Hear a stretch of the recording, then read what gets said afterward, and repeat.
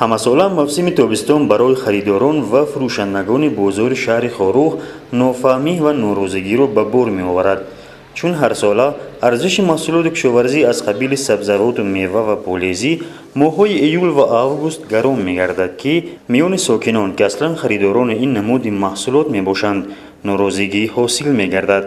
имсол ҳамчунин вазъият дар бозори шаҳри Хоруғ мушоҳида гардид, ки кормандони риёсати стандартизатсияи вилоятиро бетараф нагузошт. бо иқдоми кормандони ин ниҳод тӯли як ҳафта дар бозори шаҳри Хоруғ бо фурӯшандагони маҳсулоти кишоварзӣ корҳои фаҳмондадиҳӣ гузаронида шуданд. асосан диққат бар он равона гардид, ки фурӯшандагони ин намуди маҳсулот ҳуқуқи истифодабарандагонро поймол накарда, барои онҳо арзиши ҳар як навъи маҳсулоти фурӯширо возеҳ ва равшан нишон бидиҳанд. бо таклифи риёсати стандартизатсия, метрология, сертификатсия ва нозироти савдои вилоят Мухтори Кӯҳистони Бадахшон дар бозори шаҳри Хоруғ ана дар ҳамин гӯша ҷойи махсус барои ташкили гӯшаи деҳқон ҷудо мегардад. масъулини мақомоти вилоятӣ ва шаҳри Хоруғ аллакай ба ин масъала диққати зарурӣ равона карда барои ҳалли он талош доранд, мегӯяд мудири шуъбаи назорати давлатӣ оид ба риояи талаботи стандартии давлатӣ дар риёсати стандартизатсияи вилоятӣ Озодбахт Марод Сейнов. оиди ба танзим дар овардани нархи маҳсулоти кишоварзӣ аз тарафи риёсати стандартизатсия таклиф пешниҳод карда шуд, ки дар назди бозори марказии шаҳри Хоруғ ҷойи махсус барои фурӯши маҳсулоти кишоварзӣ бо номи гӯшаи деҳқон бояд таъсис дода шавад, ки дар ин гӯша метавонанд деҳқононе ки маҳсулоти кишоварзии дастранҷи хешро аз деҳоти наздики гирду атрофи шаҳри Хоруғ ва аз ноҳияи Рӯшон маҳсулотро ба шаҳри Хоруғ барои фурӯш меоранд, онҳо метавонанд озодона маҳсулотро дар ин гӯша ба фурӯш монда нархи маҳсулотро нисбатан арзон намоянд.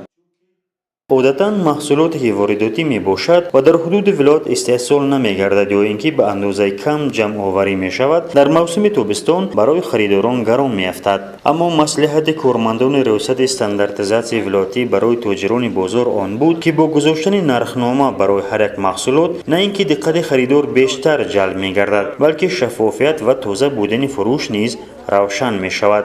ҳангоми маслиҳат кормандони риёсати стандартизатсия аксаран худашон аз болои ҳар як маҳсулоти кишоварзӣ нархнома монданд. акнун барои харидор муайян гашт, ки нархи 1 килограмм ангур ё сабзӣ дар пеши ҳар як тоҷир чӣ гуна тафовут доштааст. мушоҳида гардид, ки дар худ як бозори шаҳри Хоруғ арзиши 1 килограмм сабзӣ, картошка, карам, ангур ва дигарҳо гуногун будааст.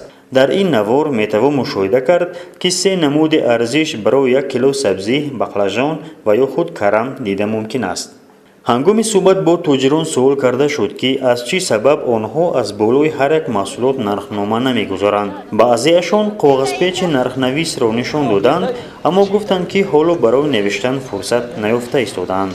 барои мисол ин фурӯшандаи солхӯрда мегӯяд, ки ӯ 15 сол боз дар ин бозор ба фурӯши маҳсулоти кишоварзӣ машғул аст, аммо нархномаро имрӯз хоҳад навишт.